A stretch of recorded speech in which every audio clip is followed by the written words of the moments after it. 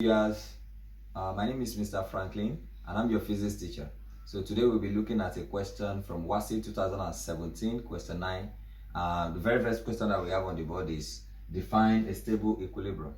So what's a stable equilibrium? Stable equilibrium. Stable equilibrium. A body is said to be stable equilibrium. A body is said to be in stable equilibrium if it tends to return to its original position after displacement, or after being displaced by an external force. That is the meaning of a stable equilibrium. So we have three types of equilibrium, just in case you don't know. You have three types of equilibrium. The very first one is stable equilibrium, and that is the definition on the board. The second one is unstable equilibrium. So a body is said to be in an unstable equilibrium, or in a state of unstable equilibrium. It tends to move further away after being distorted, or after being displaced by an external force. And that is that. And then the other one, which is neutral equilibrium. A body is said to be in neutral equilibrium if it tends not to change its position after being displaced by an external force. That is that about that. Then the second question that we have on the board, which is 9b, is to draw or to sketch a block and tackle system of pulley with 3 velocity ratio. Well, block and tackle system of pulley is a type of pulley that contains a round shape with a rim in between. A pulley is a round shape with a rim in between. So a block and tackle system of pulley contains a block and pulleys. And so here we are expected to draw pulleys of 3 that are joined together with a block.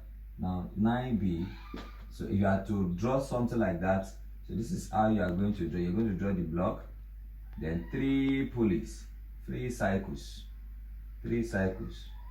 together, 3 cycles, 2 blocks, then 2 block on 1 block, 2 cycle on 1 block, then 1 cycle on the other block. So this is a block and tackle system with 3 pulleys. And remember that the numbers of pulley of block and tackle system of pulley represent the velocity ratio. That is, if you are dealing with calculations involving pulley as a type of machine. So this is what you are expected to draw for this question 9b. So let's quickly move to the next question, which is 9c.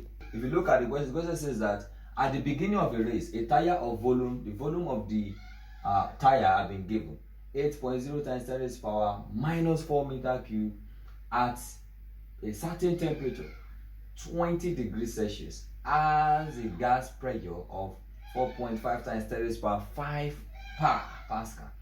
Calculate the temperature of the gas in the tire at the end of the race if the pressure has risen to 4.6 times 10 raised to power 5 par. So from this place, we can say to answer this kind of question, you need to understand some law, which is gas law. This question is from gas law. So particularly to answer this question, this is what you're going to understand pressure law, which says that the pressure of a gas is directly proportional to its temperature. So to answer this kind of pressure of a gas is directly proportional to its temperature. So pressure equals to KT, then K equals to P over T. Talking about two scenarios, just like this. The pressure of the gas has been given. The temperature, initial temperature of the tire has also been given. P1 has been given to be 4.5 multiplied by 10 raised to power 5 bar. Then T1 have also been given, which is 20 degrees Celsius. If you discover very well, you see that the volume is not changing. That means that the volume is constant. Then the second pressure, was also given to be 4.6 times 10 raised to power 5 bar.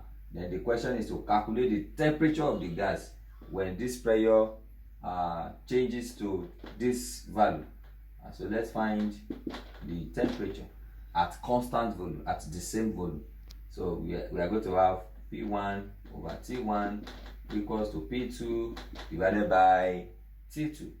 So substituting what we have here, we have P1 to be 4.5 times 10 raised to power 5 divided by T1. So first is that you need to convert the temperature to Kelvin.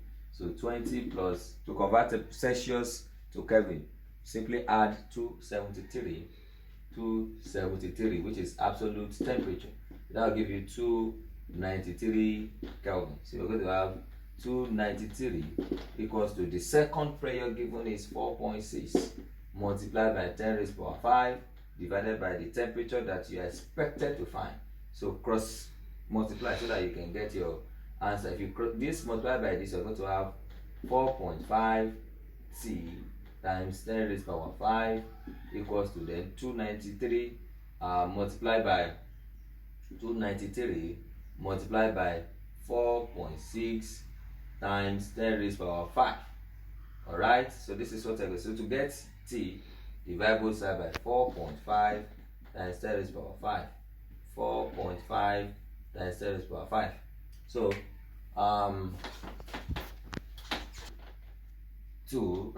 T2 will be, we have 293 multiplied by 4.6. So in case you did not see it very well, 4.6 multiplied by 10 raised to power 5 divided by 4.5 multiplied by 10 raised to power 5. So from what we have here, we can then so 293 multiplied by 4.5, 293 multiplied by 4.6 rather. So the answer is 1347.8, alright, times 10 raised to power 5 divided by 4.5 times 10 raised to power 5. So 10 raised to power 5 will cancel out 10 raised to power 5. Then the answer will be divided by this, divided by 4.5. 4.5. So the final result is 299.5 Kelvin. So we can actually convert back to Celsius,